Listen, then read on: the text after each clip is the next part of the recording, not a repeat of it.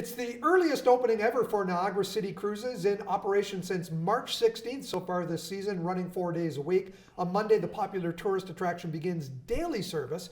Mory DiMaurizio is here with us. Mory, the earliest ever. These days are like icing on the cake for you then. Absolutely. It's uncharted territory. It's wonderful to be able to offer this kind of product this early in the season for those that are here and for those that will be here. How did you make the decision? Was it weather related somehow? Absolutely. So there's always this indecision around January, February, because you don't know what the winter's really going to bring. We know that it doesn't matter what the weather's doing. It matters at the end of February, because that's really when peak ice making period is becoming less and less important, and we can start to look at the ice coverage on Lake Erie, ice coverage on the upper Niagara River, the ice boom at the mouth of Niagara River. So really that decision started to solidify around mid to late February, and we thought we can do this. There's no ice anywhere, nothing of any concern. So we really put a plan together to open up that early, and it was really the hard work of a lot of amazing people doing something difficult that they made look easy to be able to do that, because we'd never done it before.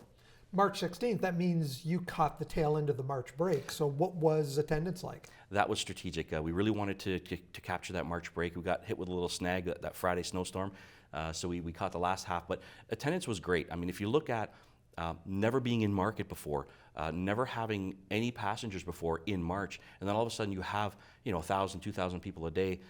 It was amazing, and it's not a typical 25,000 passenger day, which is what we see in the peak of the season. But when you're in a charted territory where you have 0 passengers, and now you have 1,000 or 2,000 or even 500 passengers, it's an amazing day.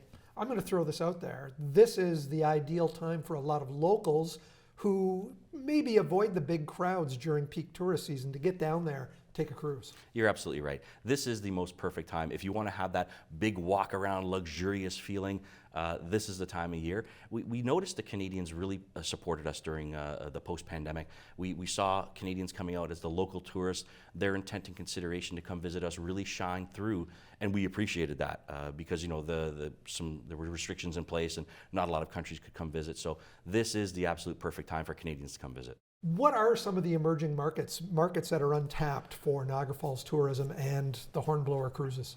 Really, we did shift a little bit towards the Canadian market, because typically it was the smallest market that came to visit us. But now, because of if there's a positive thing coming out of the pandemic, that market has grown. There is an intent and consideration placed in people's minds, because they've recognized the brand, the destination, a heightened awareness of what Niagara Falls has to offer. It's not just about the boat tour. There are so many things in Niagara Falls, from the new OLG stage to attractions, to culinary, to wine, to the hotels, the spas. There's so much to do, and now people know that, the local tourists. So we're focused, we pivoted a little bit more to the Canadian market. Other markets that are still important to us, of course, Europe, South America, Australia, Middle East, Far East, those markets are always growing. We're always tending those gardens where we'll put our tour and travel trade teams together to go market to those areas. And now with Global Hornblower Group as our parent company of Niagara City Cruises, there's a stronger, more concerted effort to be able to market globally, because we're in 125 countries now, which makes it much easier, more efficient to market. Now, last fall, I was able to go down to the Niagara Parks tunnel, right? And head right out there and see the Hornblower cruises, see the Niagara City Cruises right there. Has that sort of piqued more interest for people to maybe book a tour on the cruise? I think that we're a day one experience. I mean, we're Canada's #1 tourist attraction, by not even close. I think the tunnel is a great product, and we are supporting our wonderful partners, the Niagara Parks Commission, in bundling that ticket with our own. So we have specific walking tours where you can buy a boat ticket and do the tunnel. There's a live narrated tour that happens from the boat all the way to the tunnel. So it's a great experience. I went to the opening of that tunnel, and I can tell you that it is a great product. You're standing there, and it's like you can touch the boat. You're like that it's close. Right there. Yeah. So it's a great experience, and we're happy to support and bundle that with our product. Cooperation amongst all of the tourism assets here in Niagara Falls is key to getting back to pre-pandemic levels. 100% agree with you. I've been saying that since we started. This is our 10th season now. It seems like we just got here yesterday. I can't believe when you say that. 10 years. Yeah, absolutely. I can't believe it. It's we're approaching This year's going to be a special year for us. We've got something in the works where we're celebrating a milestone passenger number. I won't burst the bubble on No that, but hints. we'll let that come out. But yeah, the teamwork that is required, the symbiotic relationship that exists between all the stakeholders, all the partners in Niagara and in the greater Niagara area.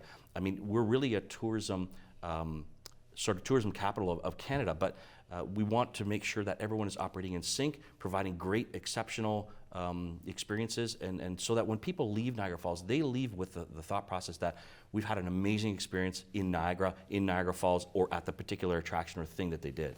What are your predictions for 2023 as far as, what percentage are you getting back to pre-pandemic levels? Sure. Well, 2019 was an amazing year for us. It was the bumper crop year. It was the best that Niagara Falls had ever experienced. So Niagara was really on a trajectory that was spectacular.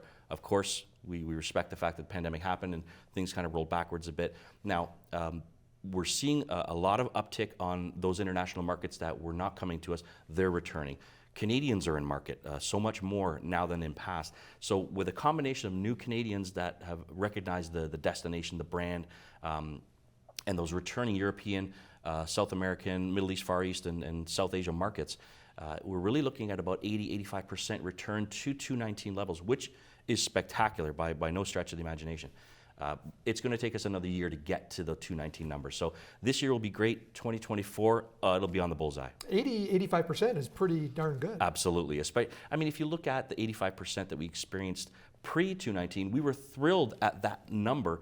But when you're always striving to do more and be better and bigger, better, faster, stronger, you always want to achieve more. And so getting back to that 2019 number and beyond, we still want to grow the Niagara market. Mory, thanks for coming in today. Exciting times opening up so early, and a message to our viewers: now is the time. Right now is the time to book your own Niagara City cruise. Get out there and enjoy the ride. Thanks again, Mory. Much appreciated.